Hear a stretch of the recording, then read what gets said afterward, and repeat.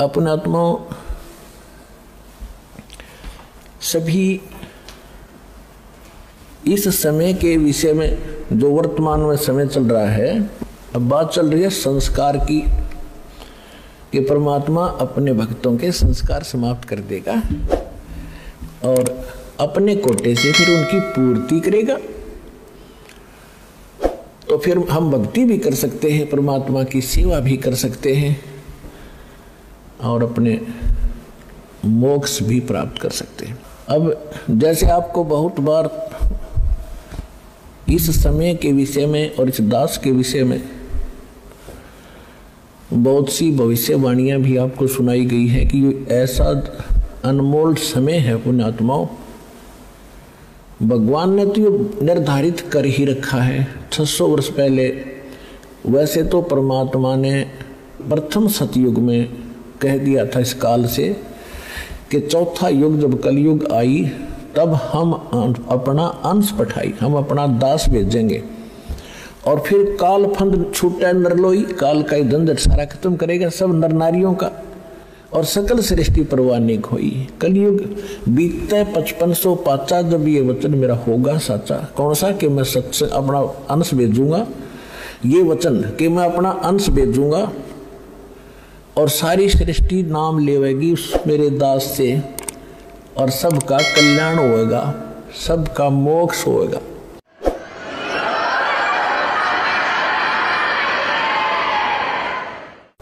और फिर बताया है कि कलयुग बीत जावे जब एता, यानी 5500 वर्ष बीत जाएगा जब कलयुग, सभी प्राणी परम पुरुष पद चेता, सभी प्राणी उस परमात्मा के उस परम पद के जानकार हो जाएंगे। कौन से के? गीता अध्याय नंबर 18 के श्लोक नंबर 62 में, गीता अध्याय नंबर 15 के श्लोक नंबर 4 में कहा कि अर्जुन तू सर्वभाव से उस परमेश्वर की शरण में जा, उसकी कृपा से तू परम शांति को और सनातन परम धाम को प्राप्त होगा। शाश्वत स्थान, कभी नाश में न आने वाले को शाश्वत स्थान कहते हैं, उसको सतलोक कहते हैं। लोक माने धाम, स्थान। गीता अध्याय नंबर 15 के श्लोक नंबर 4 में कहा कि तत्वदर्शी संत की प्राप्ति के उपरांत परमेश्वर के उस परम पद की खोज करनी चाहिए जहां जाने के बाद साधक फिर कभी जन्म मृत्यु में नहीं आते। तो यहां बताया है कि जब 5500 वर्ष बीतेगा, हमने आज तक पता ही नहीं था सतलोक भी कोई स्थान है। और ये राधा स्वामी वाले दंड सतगुरु वाले सतलोक करे दिन खक्का नहीं पता था। वो सतनाम, वो स्वर नाम, वो स्वर शब्द, वो सतपुरुष और वो सतनाम, वो राधा स्वामी धाम, खकता इनको पता। तो हमने परम पद का कभी सुना भी नहीं था सतलोक के बारे में, और आज बच्चे बच्चे के मुंह पर हो गया। बच्चे बच्चे की जुबान पे सतलोक सचखंड जावांगे, जैसे दास मिल रहा था बच्चों से, संगत से। एक छोटा सा बालक अपनी माँ की गोदी में, अन्यों का गुरु जी सतलोक चालो न, चालो चलेंगे। मैंने कहा बेटा भाई विमान आवेगा जब चलेंगे, अभी विमान आने वाला है।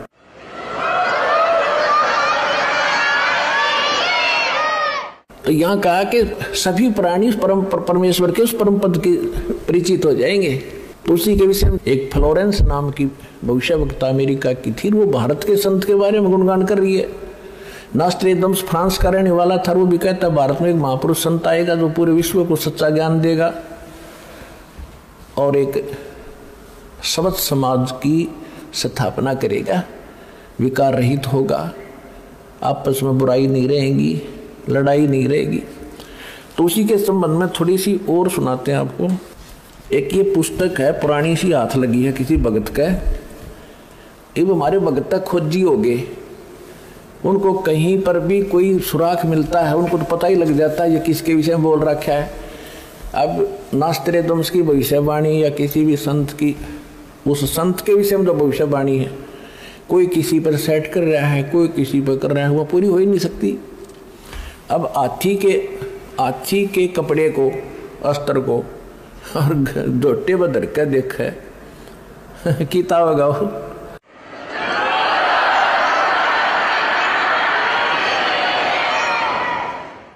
वो तो हाथी पे फिट होगा, वो जिसका है। ये देखिएगा, ये एक पुस्तक है, एक पुरानी फटी पुरानी सी है किताब। ये देखो, युग निर्माण की सुनिश्चित संभावना, ये तो इसका नाम है, टाइटल है। लेखक है इसका बलराम सिंह परिहार, प्रकाशक है युग निर्माण योजना, गायत्री तपोभूमि मथुरा से। बस इतना ही उल्लेख है इसका, ज़्यादा आगे नहीं लिखा, ये फटा हुआ ज़्यादा है। ये देखिएगा पृष्ठ नंबर 19 पे, ये पृष्ठ नंबर 19 है। इसके पृष्ठ नंबर 19 पे यानी 19 पे क्या लिखा है कि स्वाधीनता यानी आज़ादी के 4 वर्ष बाद एक शक्तिशाली धार्मिक संस्था प्रकाश में आएगी और सारे संसार का उद्धार करेगी। उद्धारक इस संस्था का स्वामी संचालक होगा। अब यहाँ ये क्या है कि किसी एक भविष्यवाणी है, हंगरी नाम का कोई भविष्यवक्ता था, उसकी ली है इसने, अपनी पुस्तक तैयार की है, लोगों की सुना के पढ़ा के, तो इसने अपने हिसाब से इन्होंने उस पर सेट कर रखी है। इसका अर्थ ये था कि 1947 में भारत स्वतंत्र हुआ, उसके 4 वर्ष बाद दास का जन्म हुआ 1951 में। इसका अर्थ तो ये बनता है कि स्वाधीनता के 4 वर्ष बाद 1951 में एक संत का जन्म होगा जो धार्मिक संस्था को ऐसी बनाएगा जो पूरे विश्व का कल्याण करेगी।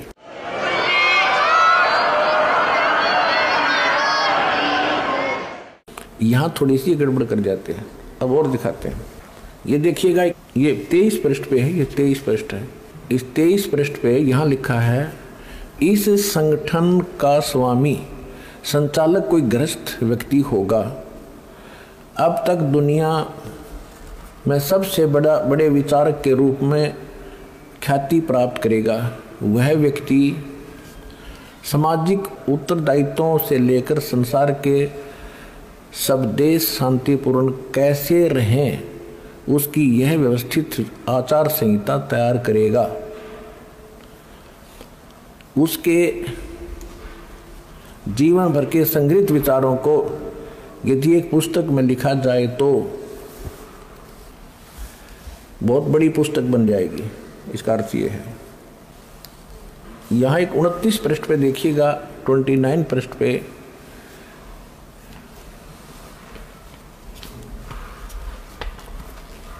एशिया के किसी देश, संभवतः भारतवर्ष में, एक नम्र ग्रामीण परिवार में एक महान आत्मा ने जन्म ले लिया है जो एक महान आध्यात्मिक क्रांति का सूत्रपात, संचालन और नियंत्रण करेगा। इसके पीछे क्रियाशील आत्माओं की शक्ति होगी जो संसार की वर्तमान विकृत परिस्थितियों को बदल डालेंगी।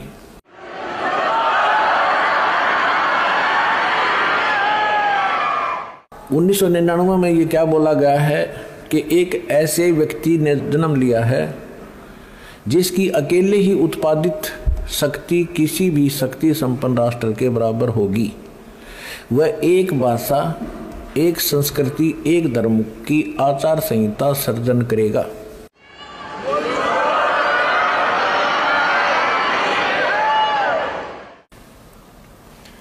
यह देखिएगा 43 पृष्ठ पे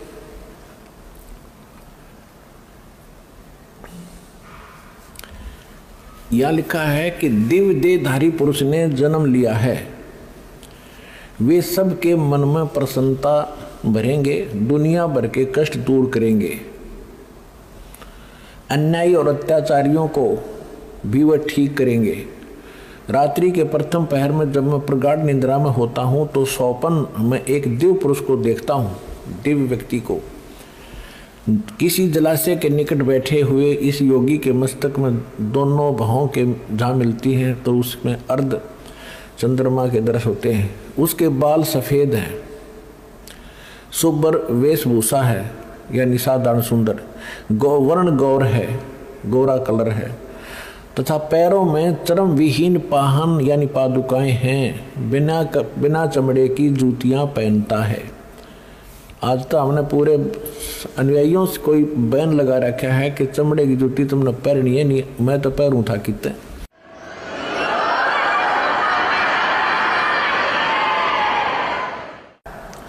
अब देखिएगा इसके प्रश्न नंबर 72 पे, क्योंकि हमने इसके साथ साथ सत्संग भी सुनाना है आपको, जो कि संस्कार के ऊपर बात चल रही थी, उसका कुछ विषय इसमें आपको समझाएंगे। इसके 72 पृष्ठ पर देखिएगा,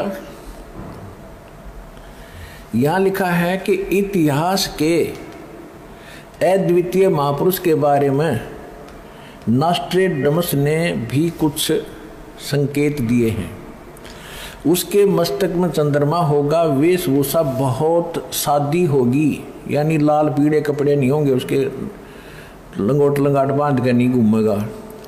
2 विवाह होंगे, 2 पुत्र होंगे, 2 पुत्रियां होंगी।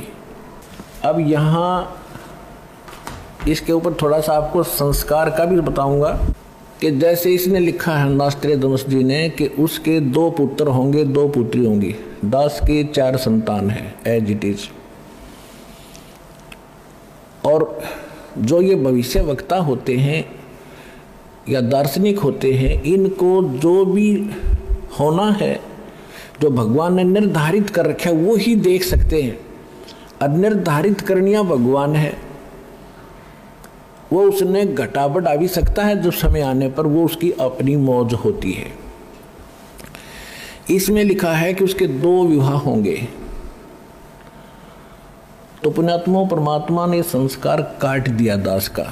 2 विवाहों का संस्कार था जो भगवान ये देख रहे हैं, तो गलत थोड़ी देख रहे हैं। और 4 संतान का भी संस्कार था, वो चारों उत्पन्न भी हो गए। अब उत्पन्न होने मात्र से बात नहीं बनती, आगे इनकी परवरिश, इनके विवाह शादी, तो बहुत लंबा कार्य था, बहुत बड़ा ऋण था हमारा इनका, तभी तो संतान रूप में मेरे पास आए। तो 1988 में दास को उपदेश प्राप्त हुआ। 1994 में दास को यह मजदूरी मिल गई। यदि परमात्मा की शरण ना होती, समर्थ की शरण ना होती, तो इनके साथ ही रह करके इनका लेन देन करना था। फिर परमात्मा ने उनका लेन देन तो खुद किया और दास को अपने शरण में लेकर, ये दास जूनियर इंजीनियर जेई की नौकरी करता था हरियाणा सिंचाई विभाग में। और ये भी ना कोई सोचा किसी का भरम हो जाए, कोई मांगनियाँ खानियाँ था, इसलिए वो छोड़ दिया हुआ छोटी नौकरी ना, 2 रोटी बढ़िया मिल रही थी। तो कहने का भाव यह है कि परमात्मा ने दास को अपनी शरण में लेकर, एक बड़ा लड़का एक बड़ी लड़की का केवल विवाह किया था, 2 बच्चे पढ़ ही रहे थे। उस समय दास परमात्मा के चरणों में लग गया था, नौकरी त्याग कर।